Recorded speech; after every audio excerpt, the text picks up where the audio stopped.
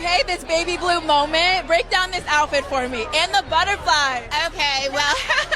A 911 call in 2018 changed everything for Tori Spelling. Police found her having a complete breakdown with her 5 children in the house, but this was just the beginning of her shocking confessions. At 52, she revealed how her father's $600 million empire left her with almost nothing, how her marriage became a nightmare of public humiliation, how she went from a 56,000 square foot mansion to living in motels. And the most heartbreaking part? Her teenage daughter was the one who finally told her to leave. This is the story of a Hollywood princess who lost everything. Tori Spelling was born on May 16, 1973, into a life few could even imagine. Her father, Aaron Spelling, was already building a television empire that would later be valued at $600 million. Her mother, Candy, had theater dreams of her own and pushed hard for social status. Tori's middle name, Davy, came from her grandfather and honored the family's Jewish roots. But despite all the luxury, her childhood would be anything but peaceful. By the time Aaron passed away in 2006, Tori received only $800,000 from his estate, a small fraction of what most people expected. When Tori was 12, her parents bought a piece of property that once belonged to Bing Crosby. Candy,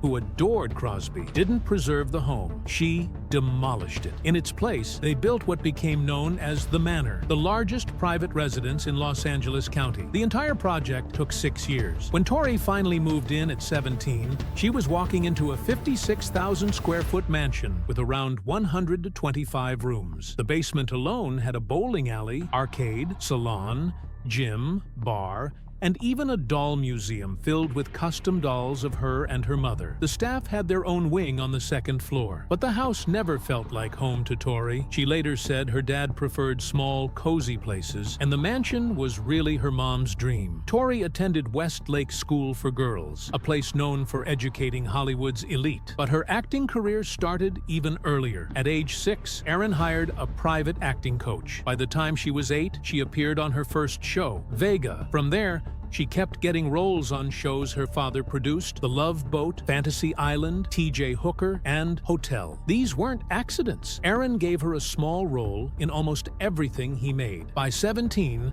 she had landed the part of Donna Martin in Beverly Hills 90210. Her childhood wasn't just shaped by fame and money. It was also marked by violent tension with her younger brother, Randy. He was born in 1978, and despite growing up in a mansion with full-time staff and security, the two siblings often fought like they were raised in chaos. In a 2024 podcast, Tori admitted she once tried to stab Randy with a letter opener during an argument. She also said she once threatened him with a rock. Randy remembered her as someone who could suddenly snap into a different person when angry. As she grew older, the pressure to live up to her father's name became unbearable. Tori said she never felt connected to the wealth that surrounded her. Even with private tutors and staff, she developed deep issues with self-worth. She constantly questioned whether her success was earned or given. The expectations were sky high, and her mother's obsession with appearance only added to it. Later in life, Tori would face serious financial problems. She once said that growing up rich made it impossible to understand how to manage money. Even when she tried to live more simply, she couldn't let go of expensive habits. Eventually, she found herself living in trailer parks and RVs, a shocking fall for someone raised in unimaginable luxury. Her acting career continued in strange, complicated ways. When she played Violet Bickerstaff on Saved by the Bell, she was only 14. The character was shy, nerdy, and had a signature snort, something Tori added during the audition. Fans loved it. Even though the role was small, it ended up being her first on-screen kiss with Dustin Diamond's character, Screech. She even had her first real date with Mario Lopez during that time. Though Violet didn't return for the reboot, people still remembered her. That short role proved she had actual talent, not just connections. In fact, she won a Young Artist Award in 1991 for that performance. Tori Spelling grew up surrounded by cameras cameras, gossip columns, and TV scripts. But what made her childhood so unusual wasn't just the wealth or fame. It was how early she had to start hiding who she was. When she auditioned for Beverly Hills 90210, she didn't use her real last name. She didn't want people to know she was Aaron Spelling's daughter. Still, she landed the role of Donna Martin. That role would make her famous. It would also follow her for the rest of her life. From 1990 to 2000, she played a sweet, innocent teen with strict parents and strong values.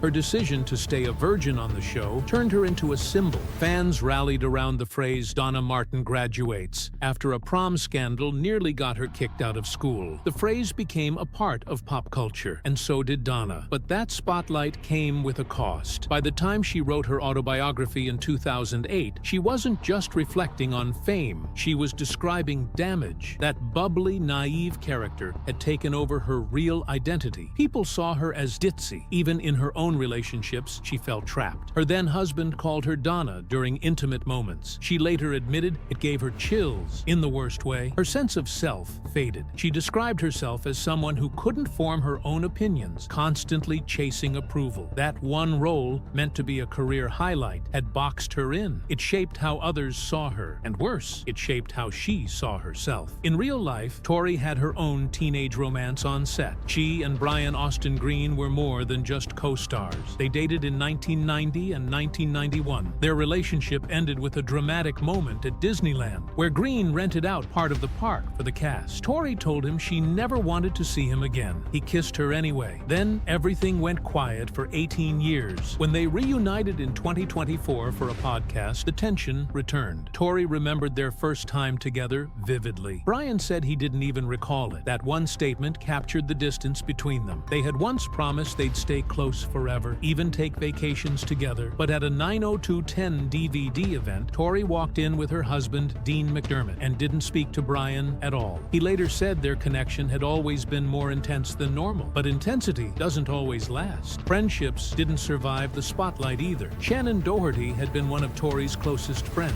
but one relationship tore them apart. Tori was dating someone abusive, someone she later described as violent and addicted. During a trip to Mexico, Shannon gave her an ultimatum: either break up with him or she'd take matters into her own hands. Tori refused. Shannon felt betrayed. From that moment, things began to fall apart. They couldn't even remember when the friendship ended. It just faded. Years later, on Shannon's podcast, they talked through the pain. Shannon was frustrated that Tori never spoke up for herself, never took a clear stand. That silence became the wedge that pushed them apart, and the silence lasted years. But not every role she took after Donna was soft or gentle. In 1994, she played a victim in a made-for-TV movie based on a real murder case. In A Friend to Die For, she played Stacy Lockwood, a popular girl who's killed by a jealous classmate. It was a huge shift from Donna. Viewers started off feeling bad for her, but her character was so mean that sympathy slowly drained. Critics were stunned. They said she nailed the performance and showed a darker, more complex side. It wasn't just a role, it was proof that she could do more than play sweet. But even that success didn't come without criticism. When 90210 ended, she tried to pivot toward indie films, but her first major project, The House of Yes, lost nearly 60% of its $1.5 million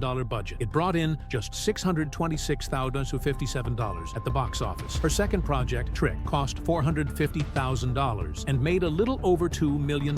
That was considered a modest win. Still, it wasn't enough to push her into serious film stardom. Audiences couldn't separate her from Donna, and that shadow followed her into every theater. With films not working out, she went back to TV, this time in TV movies. Between 1994 and 1996, she was everywhere. She starred in titles like Awake to Danger, Co-Ed Call Girl, and Mother, May I Sleep with Danger? The industry gave her a nickname, Queen of Television Movies. It was half praise, half insult. These roles usually showed her in danger, running, crying, being saved. While she worked non-stop, she wasn't breaking new ground. She was stuck in a cycle of melodrama that made her both popular and creatively boxed in. By 2003, she tried again with a sitcom. So Downtown aired on the WB. She played a fashion designer, but ratings were terrible. The network didn't even bother to finish airing all the episodes. Her shot at primetime comedy vanished. Sitcoms were dying. Reality shows were booming. And Tori's career would have to follow the trend. In a move no one expected, she jumped into children's animation. Starting in 2000 2011, she voiced the pirate princess in Jake and the Neverland Pirates on Disney Junior. The character had been trapped and cursed before being rescued by Jake's crew. It was a far cry from tabloid scandals, but even here, the spotlight had limits. She didn't sing. Disney used someone else's voice for that. Still, this role kept her working, and that became more important as her finances got worse. In 2001,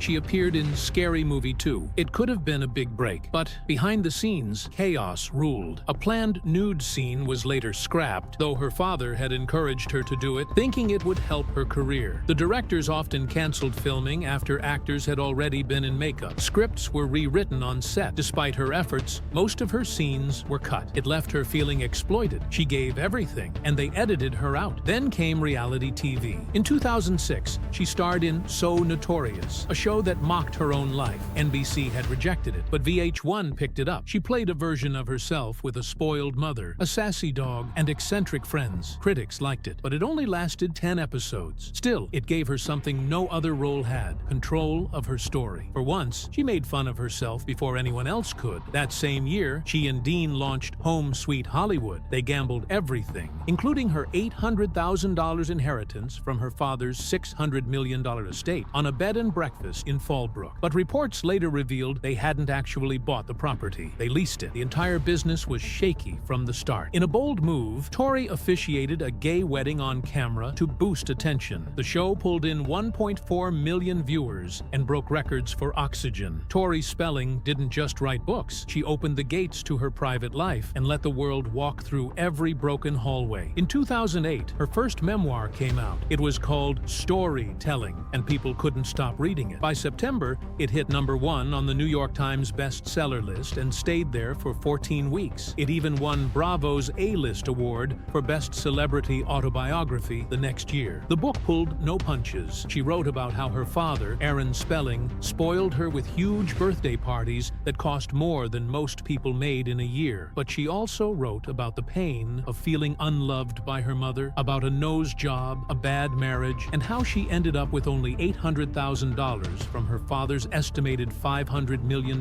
fortune. That number alone stunned readers. She wasn't afraid to admit that telling the truth might cost her relationships, and it did. Still, she kept writing. In 2009, her second book, Mommywood, came out. This one dove into her new role as a mom. It talked about her first C-section and the chaos of having young kids, but it also revealed painful things about her family that pushed them even further apart. Around the same time, her mother, Candy, wrote an open letter saying she hadn't even met Tori's daughter, Stella, who was born in 2008. The fighting didn't stop there. That same year, Candy went on the radio and blamed Tori for her father's death. She said he died of heartbreak after Tori cut ties with the family. The timing of that interview was no accident. It happened right after Mommywood was released. Tori's books were popular, but they left her more isolated than ever. By 2013, the picture got darker. Tori published her third memoir, Spelling It Like It Is, and revealed she was broke. Not struggling, broke. She and her husband, Dean McDermott, had lost money flipping homes. Their $3 million house in Encino sold at a loss. Their Malibu place went for $200,000 less than they paid. Their reality show on Oxygen got canceled, and when Dean wanted a vasectomy, their business manager had to tell him they couldn't afford it. She admitted to spending too much, especially on the kids. Clothes, toys, crafts. She couldn't stop. While pregnant with her fourth child, she spent 10 weeks in the hospital. The bills piled up. She wrote, "I can't afford to live like this anymore." And readers finally understood how far she had fallen from the Hollywood dream. In 2020, something unexpected happened. Tori launched a podcast with Jenny Garth called 902 Tom MG.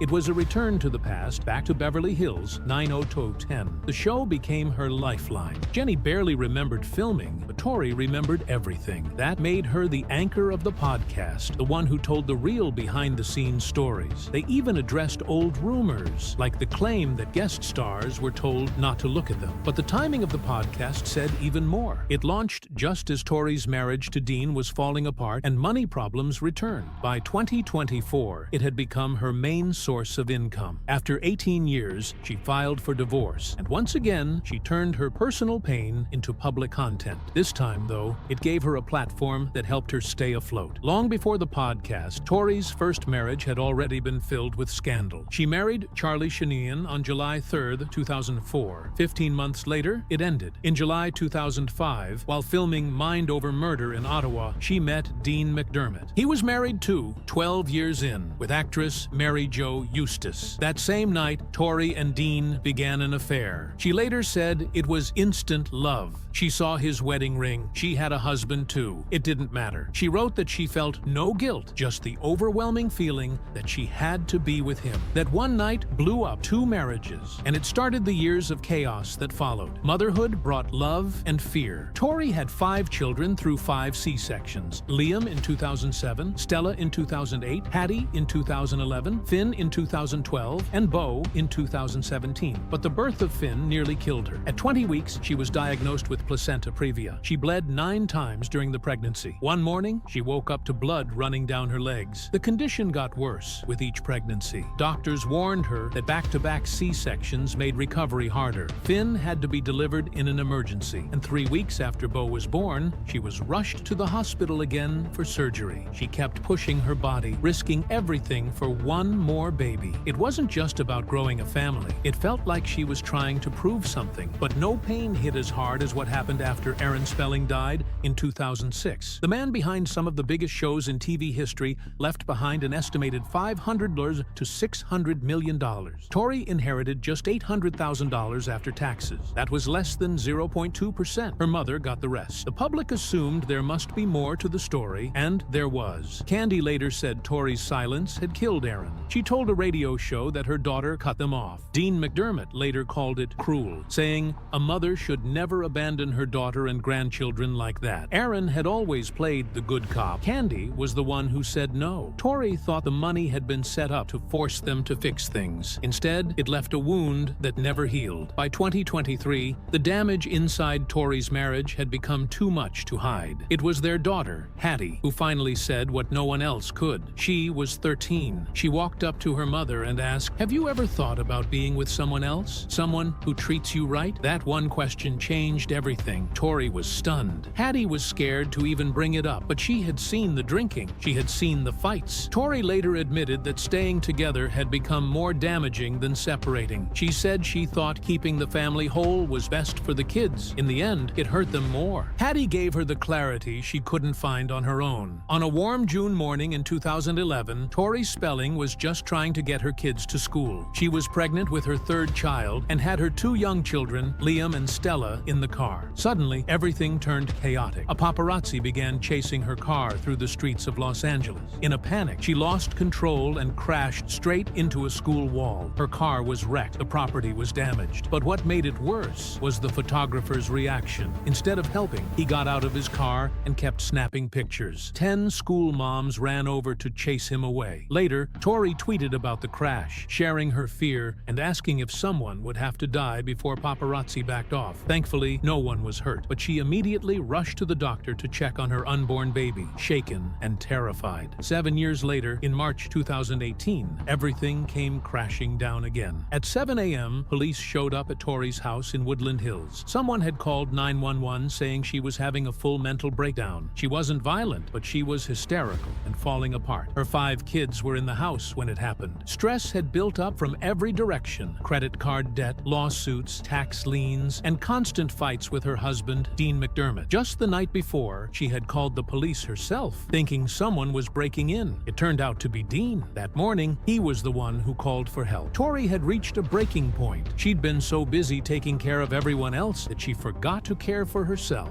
Then, in April 2024, she shocked everyone on her podcast. While stuck in traffic on the 101 freeway, she said she had to pee so badly that she ended up using her son Beau's diaper. She'd been digging through her oversized bag and found one diaper left, so she put it on and used it right there in the car. Her audience couldn't believe what they were hearing, but she laughed through the story. She said it was just another moment in the chaos of motherhood. What made it so wild was how easily she shared it. No shame, no hesitation, just honesty and humor. It was embarrassing, but she turned it into a viral podcast moment. 4 months later, in August 2024, things got even stranger. During a podcast conversation with 90 43-year-old William Shatner. Tori revealed that her husband, Dean, used to call her Donna Martin during sex. That was the name of her teenage character on Beverly Hills, 90210. Dean had been obsessed with the show, and he brought that obsession into their private life. She said it so casually, but listeners were stunned. The episode quickly got uncomfortable as the two talked about explicit topics like OnlyFans, enemas, and sex tapes. Tori didn't hold back. Shatner, who had known her since childhood, just listened. It felt more like a shock jock radio show than a podcast from a mother of 5. But behind the outrageous moments, the real problem was money. In July 2016, the state of California hit Tori and Dean with a tax lien of $259,108.23 for unpaid taxes. Around the same time, American Express sued them for $37,981.97. Just 3 months later, another Amex lawsuit came for $87,595.55 on a separate account. Tori admitted later in 2019 that she never learned how to handle money. She had always relied on business managers since she was 18. That dependency left her completely unprepared. Even though she had income from projects like Mystery Girls, the bills kept piling up. It was a brutal fall from a $600 million family fortune. In October 2014, Tori landed in Cedars-Sinai Hospital with breathing problems, a high fever, and a violent cough. The staff thought she had Ebola and placed her in full quarantine. She actually had bronchitis, a sinus infection, and pneumonia. The coughing wouldn't stop. The real cause wasn't just illness, it was stress. She had been under intense pressure from her failing marriage and non-stop money problems. She had already been hospitalized that same year in April, staying 6 days for an undisclosed issue. Dean visited her every day, but even then, things between them were falling apart. Her body was collapsing under emotional weight. In April 2024, she revealed something that went deeper than money or fame. She said she regretted turning down offers from Playboy. She was 51 now and felt she missed her chance. But it wasn't just about posing. It was about reclaiming her body after years of insecurity. She talked about a sex tape that almost got leaked, and when asked if she was worried, she said she only cared about whether she looked good in it. That small comment said everything about her self-image. Growing up as the producer's daughter and always being cast as the virgin had damaged her confidence for years. By the time she was ready to own her body, she felt like the chance had passed. Now, in 2025, Tori says she's ready for anything. She describes herself as having DNA built for a world war. Her focus is on co-parenting and healing. She's rebuilding her image and confirmed her appearance at 90s Con in March, where she'll reunite with her old 90210 castmates. She even mentioned the absence of 2 beautiful members, likely referencing Luke Perry. Behind the smiles, though, she's still working through the pain. She said Dean was never an emotional partner, just another set of hands. She's still picking up the pieces of a life that looked perfect from the outside, but was breaking from within. And through it all, she's still standing.